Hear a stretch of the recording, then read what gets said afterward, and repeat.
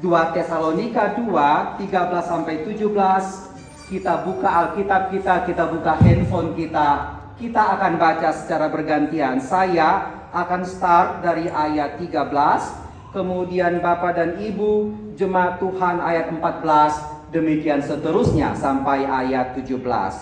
Kita mulai. Dipilih untuk diselamatkan. Akan tetapi, kami harus selalu mengucap syukur kepada Allah karena kamu, saudara-saudara yang dikasihi Tuhan. Sebab Allah dari mulanya telah memilih kamu untuk diselamatkan dalam roh yang menguduskan kamu dan dalam kebenaran yang kamu percayai. Untuk kita ia telah menentukan pemimpin yang kami gunakan.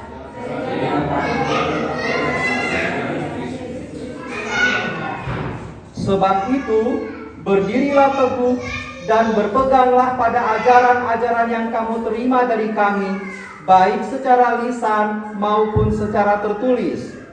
Dan dia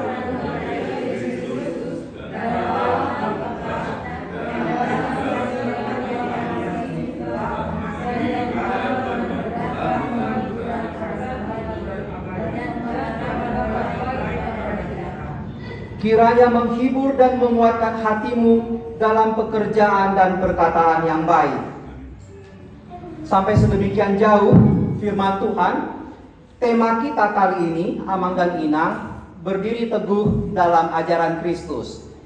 Tapi kalau kita perhatikan perikop kita tadi, Lembaga Alkitab Indonesia memberi judul dipilih untuk diselamatkan. Jadi pada satu sisi tema kita berdiri teguh dalam ajaran Kristus, pada sisi yang lain LAI memberi perikop, judul perikop dipilih untuk diselamatkan.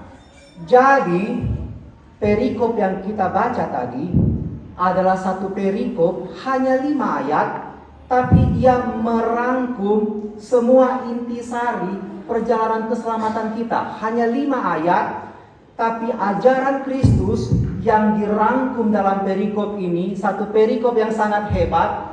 Dia merangkum bagaimana kita mulai perjalanan rohani kita sebagai orang Kristen, bagaimana kita berjalan terus dalam perjalanan rohani itu, dan apa ujungnya nanti. Kita akan lihat dalam perjalanan khotbah kita betapa kekristenan itu unik. Nggak ada bandingannya dalam pengajaran agama-agama. Kita akan lihat nanti satu demi satu. Tapi ada satu hal yang saya mau ingatkan Bapak dan Ibu. Nanti kalau kita pulang, ingatlah 2P. Apa 2P? Nanti kita akan lihat. Tangkap dulu 2P. Kita akan mencoba maju pelan-pelan. Pertama sekali kita akan lihat apa ajaran Kristus yang diajarkan dalam perikop ini. Keselamatan, apa ajaran Kristus yang berkaitan dengan keselamatan yang diajarkan dalam perikop ini. Itu bagian pertama. Bagian kedua adalah bagaimana cara supaya kita bisa berdiri teguh dalam pengajaran itu. Nggak bisa kita berdiri teguh kalau kita nggak tahu apa pengajaran Kristus. Tapi kalau kita tahu pengajaran Kristus, belum tentu kita berdiri teguh. Jadi 2 hal, tahu apa ajaran Kristus dan kemudian berdiri teguh dalam pengajaran itu. Nah, Amang dan Inang, saya mohon kita buka Alkitab kita. Tetap kita buka Alkitab kita karena kita akan coba renungkan ayat 13. Kita lihat bersama-sama ayat 13. Ini adalah pengajaran Kristus dalam perikop ini. Akan tetapi kami harus selalu mengucap syukur kepada Allah karena kamu, saudara-saudara yang dikasihi Tuhan. Sebab Allah dari mulanya telah memilih kamu untuk diselamatkan dalam roh yang menguduskan kamu dan dalam kebenaran yang kamu percayai. Satu ayat, paling enggak ada 3 yang diajarkan oleh ayat ini kepada kita, Amang dan Inang. Kita perhatikan kalimat terakhir dalam ayat ini. Sebab Allah dari mulanya telah memilih kamu untuk diselamatkan. Siapa yang memilih? Boleh jawaban? Siapa yang memilih? Kalau Allah memilih, kita ngapain? Menurut ayat ini, kita diselamatkan. Jadi Allah Allah yang menggapai kita, kita menerima hasil pekerjaan Allah. Allah yang menyelamatkan kita, bukan kita yang menyelamatkan diri kita sendiri. Allah digapainya kita sehingga kita terselamatkan. Hal pertama yang diajarkan oleh ayat ini adalah keselamatan itu pekerjaan Allah, pemberian Allah, anugerah Allah, bukan hasil usaha manusia. Kenapa kita masuk surga? Karena Allah menggapai kita. Itu hal yang pertama. Kita lihat kemudian kembali masih di ayat yang sama, Amang dan Inan. Kita lihat kalimat selanjutnya. Dalam roh yang menguduskan kamu dan dalam kebenaran yang kamu percayai. Roh menguduskan kita. Kapan Allah menggapai kita? Kapan Allah menyelamatkan kita? Ketika kita mendengar Injil diberitakan, ketika Natal nanti kita mendengar Injil mengatakan bahwa Allah pencipta semesta mengambil rupa daging, turun ke dalam dunia, menjadi Yesus Kristus, bukan menjadi Yesus Kristus, menjadi Yesus Kristus yang kita lihat dalam wujud manusia. Kemudian nanti Paskah kita akan memperingati bagaimana Yesus Kristus mati di salib, menebus kita dari hukuman dosa supaya kita nggak masuk neraka, tapi masuk surga. Ketika kita mendengar pengajaran Injil itu, dan ayat terakhir kita bilang kebenaran yang kamu percayai, kita mempercayai itu sebagai kebenaran. Kita menerima Yesus sebagai Tuhan dan Juru Selamat dalam hati kita. Pada saat itu terjadilah kalimat yang dituliskan dalam ayat ini. Roh menguduskan kamu. Hebat bukan? Itulah Allah kita. Ketika kita percaya Tuhan Yesus, Roh menguduskan kita. Jadi kita yang percaya sekarang kepada Tuhan Yesus sebagai Tuhan dan Juru Selamat, status kita di dunia ini kudus.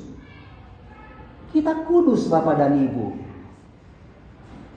Kalau nggak terima Tuhan Yesus, bayi sekalipun berdosa, masuk neraka. Roma 3 ayat 23 mengatakan karena semua orang telah berbuat dosa dan kehilangan kemuliaan Allah.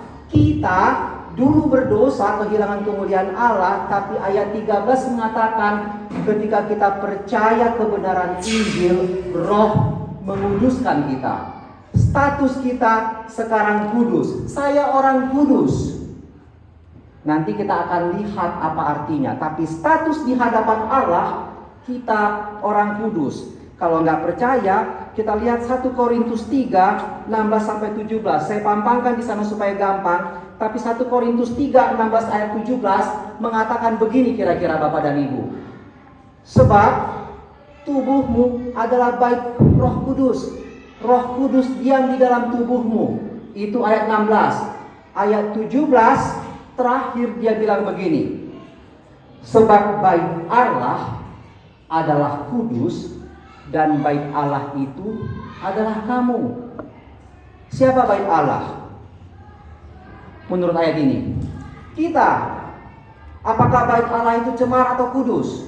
Kudus. Berarti kita apa? Kudus. Makanya jangan pakai tubuh untuk berbuat dosa. Jangan pakai tubuh untuk main judi. Jangan pakai tubuh untuk nonton film porno. Jangan pakai tubuh untuk korupsi. Jangan pakai tubuh untuk menipu angkot. Jangan pakai tubuh untuk hal-hal dosa. Kenapa? Karena Roh diam di dalam tubuh kita, menguduskan kita, sehingga status kita adalah kudus. Itu hal yang kedua. Kalau hal yang pertama, Allah menggapai kita untuk menyelamatkan kita. Hal yang kedua, sekarang kita berstatus kudus. Datanglah hal yang ketiga. Hal yang ketiga inilah yang paling hebat dalam iman kita. Di sorga hanya ada kekudusan. Nggak boleh satu titik noda pun di sorga. Nggak ada kekudusan 99% masuk sorga. Sorga kudus, nggak kudus, hanya itu. Nggak ada hampir kudus, nggak ada agak kudus, nggak ada cukup-cukup makan, yang sedang-sedang aja, nggak ada di sorga. Kudus nggak kudus. Dan karena Allah kudus, dia nggak bisa bercampur dengan orang-orang yang tidak kudus. Sekarang status kita apa? Kudus. Kalau kudus itu sebagai rumah, kita ibaratkan ada rumah kudus, kita ada di dalam rumah itu. Bukan di luar, masih di dunia kita, tapi kita ada dalam rumah yang kudus itu. Kalau ini adalah rumah yang kudus, kita orang percaya yang terima Kristus, kita di dalam rumah itu, status kita kudus. Ada rumah kudus, kita di dalam itu. Itu sebabnya kita bisa masuk surga. Karena Allah kudus hanya bisa bersekutu dengan yang kudus. Gak ada yang gak kudus boleh di surga. Itu sebabnya Lucifer, dulu dia malaikat, terus dia sombong karena suaranya bagus, dia ajak memberontak kepada Allah, dibuang dari surga. Gak boleh ada kesombongan di surga, hanya ada kekudusan di surga. Dan kenapa kita bisa masuk surga? Karena Roh menguduskan kita. Pada dasarnya semua agama di dunia ini ketika bicara tentang keselamatan dibagi dua. Satu golongan agama mengatakan perbuatanmu membawamu naik ke surga. Ada yang mengajarkan berbuat baik terus supaya pahalamu tinggi. Ketika pahalamu tinggi, makin lama kamu makin tinggi pahalanya, makin mendekati surga. Ada agama yang mengatakan, semua orang yang lahir di dunia ini sudah dituliskan dia harus ngapain. Namanya karma. Jadi kalau manusia itu selama hidup di dunia ini mengikuti tulisan itu, suratan itu karma, hidup sesuai dengan karmamu, ketika kamu meninggal dan kamu terlahir kembali, kamu akan terlahir kembali pada tingkatan yang lebih tinggi. Ada agama yang seperti itu. Sampai kapan tingkatan lebih tingginya nggak tahu. Yang dia bilang tingkatan yang lebih tinggi. Ada agama seperti itu. Perbuatanmu harus sesuai dengan karma. Ada agama lain yang mengatakan seperti ini. Sumber permasalahan di dunia ini adalah keinginan manusia. Manusia terlalu ingin macam-macam. Dia ingin kaya, akibatnya dia korupsi. Banyak lah ya. Dia ingin dapat pacar yang cantik, akibatnya dia main pelet. Ada banyak.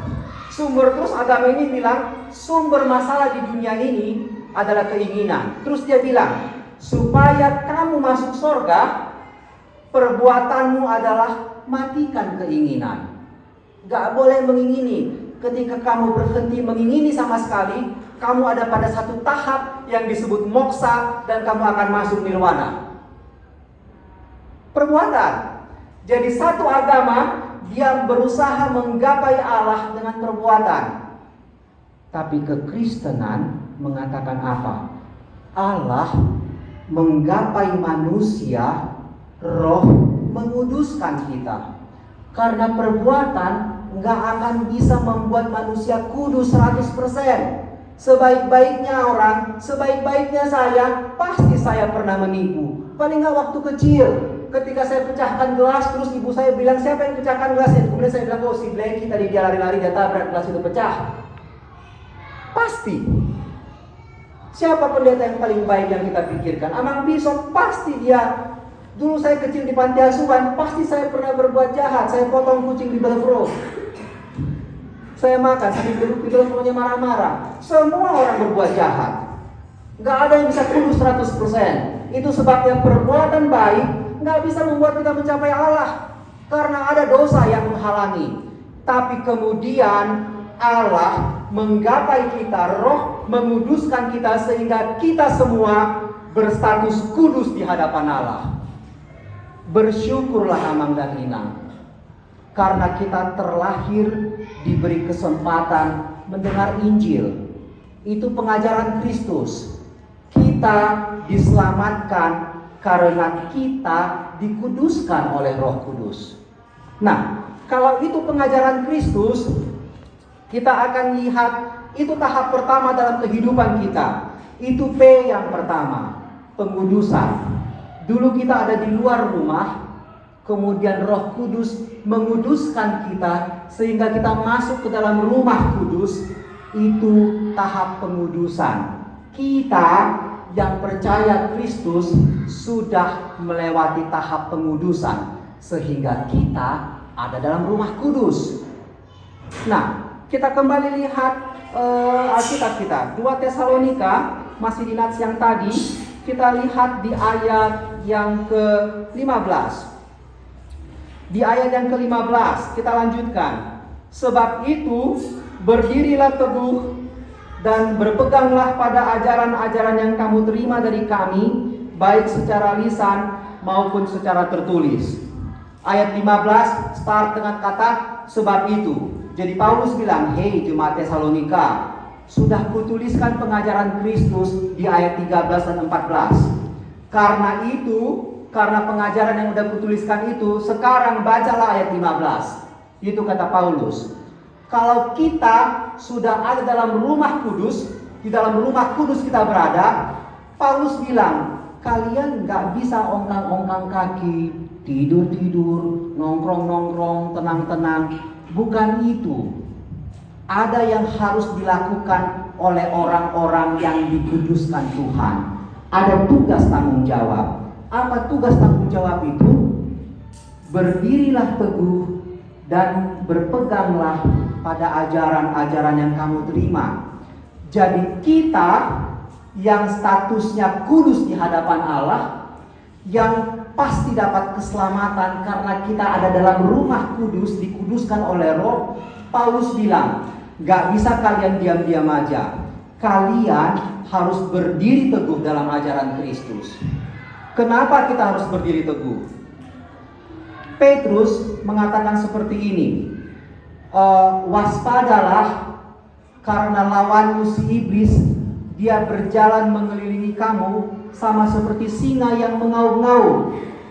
Dia mencari kesempatan, ketika kamu lengah, dia akan menerkam kamu. Iblis gak pernah menyerah. Kalau ada yang kita perlu contoh dari iblis, adalah semangatnya. Gak pernah dia menyerah. Jadi dia tahu kita orang kudus, dia tahu Roh diam dalam hati kita. Ini bukan kata-kata kiasan. Roh diam dalam tubuh kita sehingga kita kudus. Iblis gak menyerah, berusaha dia seperti singa, dikelilinginya kita, dicarinya kesempatan kapan dia menerkam kita. Kesempatan itu macam-macam. Ada kesempatan yang datang kepada orang yang mengatakan, jabatanmu boleh naik, tapi kau pindah agama. Ada. Kepada anak muda, ada kesempatan yang mengatakan, kurestui hubunganmu dengan anakku, tapi kau pindah agama. Ada. Ada kesempatan teman-teman ngajak kita main judi. Ada. Ada kesempatan di sekolah kita diajak nyontek. Kemudian di toilet dari belakang, mana jawaban? Ada. Ada banyak kesempatan yang dicari iblis untuk menerkam kita. Bahkan Tuhan Yesus pun mau diterkamnya. Bukan hanya manusia yang mau diterkam iblis, Tuhan Yesus juga mau dia terkam. Kapan? Pada saat pencobaan di padang gurun. Ketika Tuhan Yesus lapar, iblis melihat kesempatan. Oh, Tuhan Yesus lapar nih, inilah kesempatanku. Ya kan? Mau diterkam ya Tuhan Yesus. Pencipta pun mau dia terkam, apalagi kita manusia, ciptaan. Karena itu Paulus bilang, berdirilah teguh, jangan mau diterkam oleh iblis. Nah, bagaimana cara kita untuk berdiri teguh? Kalau Bapak dan Ibu ingat, di Matius ada perumpamaan tentang orang membangun rumah. Satu orang membangun rumah di atas batu, satu orang lagi membangun rumah di atas pasir, ya kan? Material rumahnya sama, besar kolomnya sama, tiang-tiangnya sama semua. Pakai semen semen padangan sama, nggak ada perbedaan. Pakai besi 12 sama-sama pakai besi 12. Yang beda apa? Satu membangun rumah di atas fondasi batu kali, satu lagi membangun rumah di atas fondasi pasir. Kemudian datanglah hujan, datang badai, banjirlah. Ketika datang air banjir, air ini melarutkan pasir, sehingga pondasinya hilang, turun semua rumah itu, hancurlah. Yang menarik, kesimpulan yang diberikan oleh Tuhan Yesus itu di Matius 7, Bapak dan Ibu kalau mau baca nanti. Tuhan Yesus bilang begini, mereka yang membangun rumah di atas pasir itu sama seperti orang yang mendengar firman-Ku. Dia dengar baik-baik, dia catat, tapi nggak pernah dilakukannya. Jadi faktor pembeda yang membedakan rumah iman kita berdiri teguh atau rumah iman kita akan hancur adalah ketaatan. Orang yang sama yang mendengar firman Tuhan, satu melakukan firman Tuhan, satu lagi nggak melakukan firman Tuhan. Yang nggak melakukan firman Tuhan, yang nggak taat, hanya akan tiba waktunya imannya akan goyah. Badai kehidupan pasti menerpa kita. Nggak ada orang yang hidupnya tanpa badai. Kalau nggak percaya, tanyalah amang inang kita yang udah tua di sini, orang-orang tua kita. Mereka melewati berbagai badai dalam hidupnya. Saya yang umur saya baru 40-an, mungkin badai saya baru separuh dari amang dan inang yang udah tua. Tapi semua orang melewati badai. Satu-satunya yang bikin kita bertahan ketika kita melewati badai kehidupan adalah kalau kita taat kepada firman Tuhan. Hanya itu yang bikin kita bertahan. Nah, saya akan ilustrasikan ketaatan itu dalam sebuah roda. Jadi, ketika kita ada dalam rumah, kita sudah melewati tahap pengudusan. Di dalam rumah kudus itu kita harus taat. Kita taat bukan di luar rumah kudus, amang dan inang. Udah masuk kita ke dalam rumah kudus, kita melewati tahap pengudusan. Tuhan bilang berdiri teguh, artinya taat. Kalau kita ilustrasikan ketaatan sebagai roda, ada roda ketaatan. Roda ketaatan itu kira-kira punya 4 jari-jari. Amang yang kerja di bengkel, yang punya bengkel tahu persis. Roda kalau nggak ada jari-jarinya akan retak. Karena nggak ada yang menyokong, iya kan? Kenapa roda bisa bertahan melingkar? Karena ada jari-jari. Dia tahan sana, tahan sana, tahan sana, tahan sana. Sehingga ketika ada beban dari atas, kuat ya, karena dia ketahan dan terhubung dengan as. Nah, as kita adalah Kristus. Kita harus selalu terhubung dengan Kristus. Tapi ada jari-jari yang kita harus kerjakan, amang dan inang. Jari-jari pertama adalah firman Tuhan. Firman Tuhan, kita harus menyediakan waktu untuk baca, untuk renungkan firman Tuhan. Bukan hanya baca sekilas. Ketika kita baca firman Tuhan, kita langsung berpikir, apa ya sifat Tuhan yang diajarkan oleh firman ini kepadaku? Apa kesalahanku yang ditegur oleh Tuhan? Apa janji Tuhan dalam firman ini? Kita renungkan itu. Bukan hanya baca dan selesai, tapi kita renungkan apa yang diajarkan oleh Tuhan atau apa kesalahanku yang ditegur oleh Allah supaya aku perbaiki. Kemudian ketika kita tahu apa kesalahan kita perbaiki.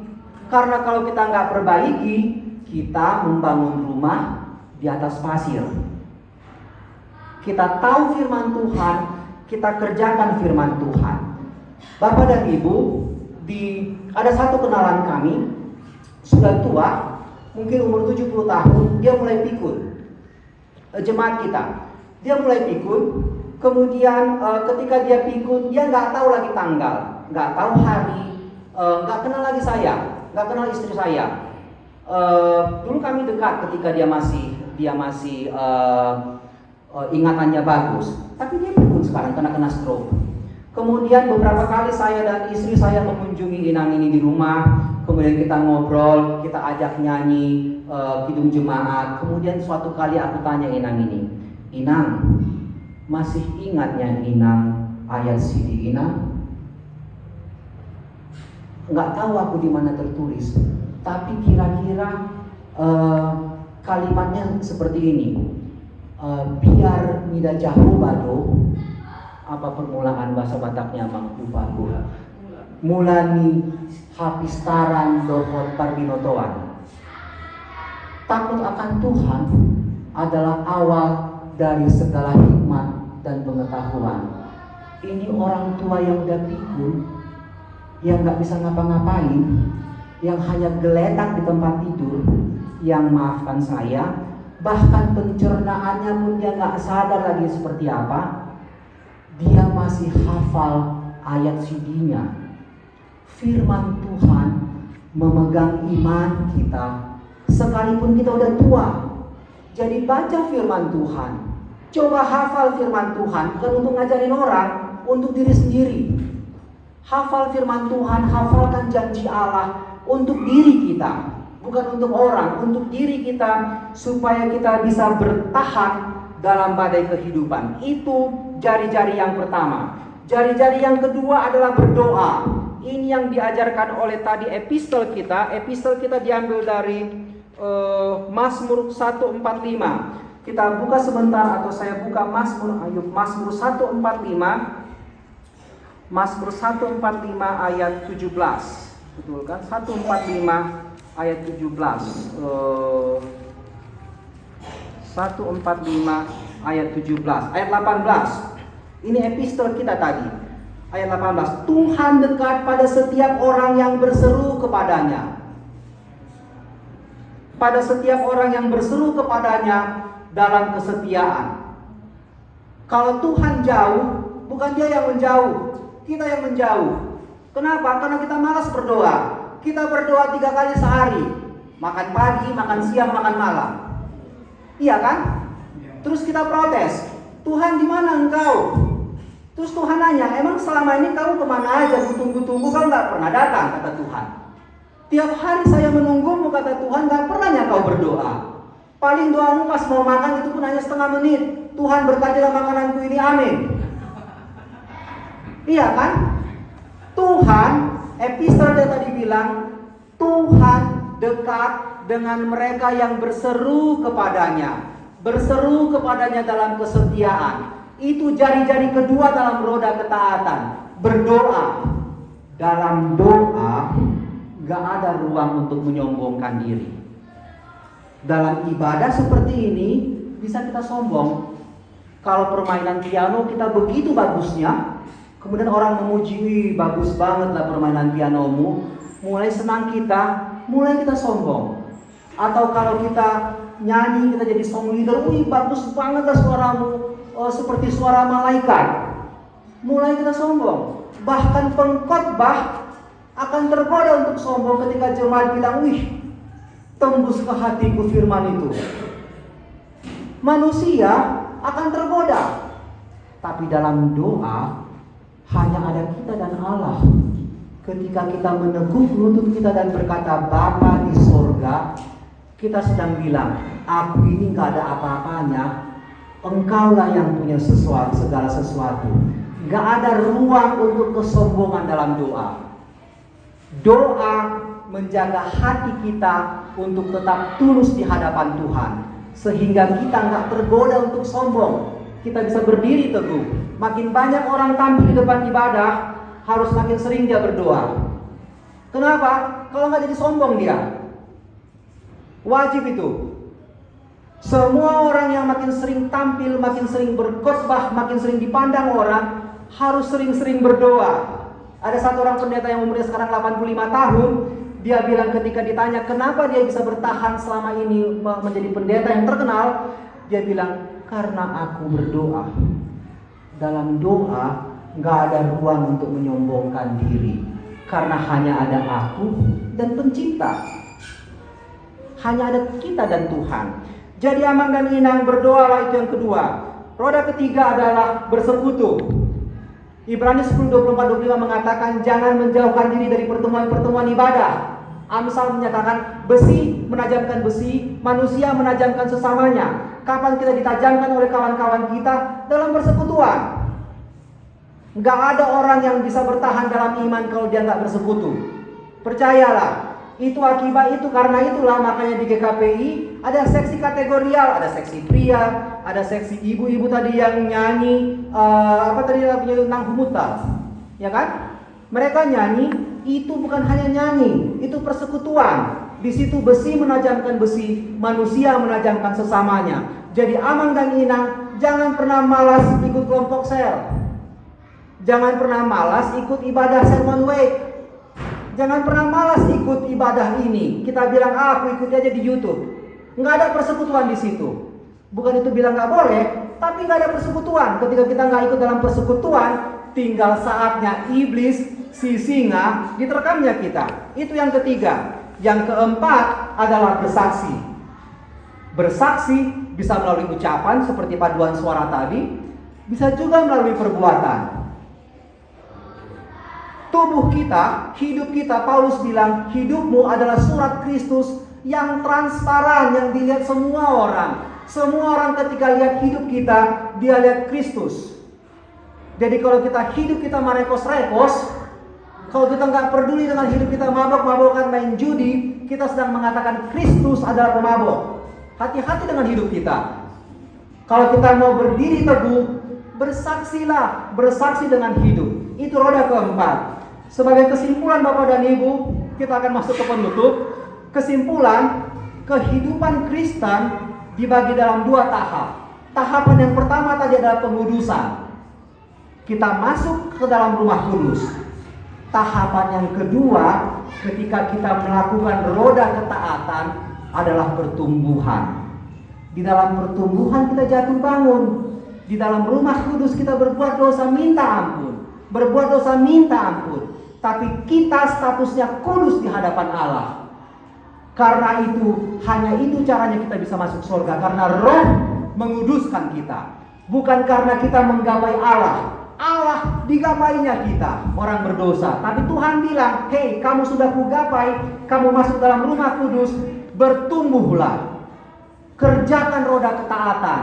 Kerjakan firman, kerjakan doa, kerjakan bersekutu, kerjakan bersaksi. Amin, mari kita berdoa.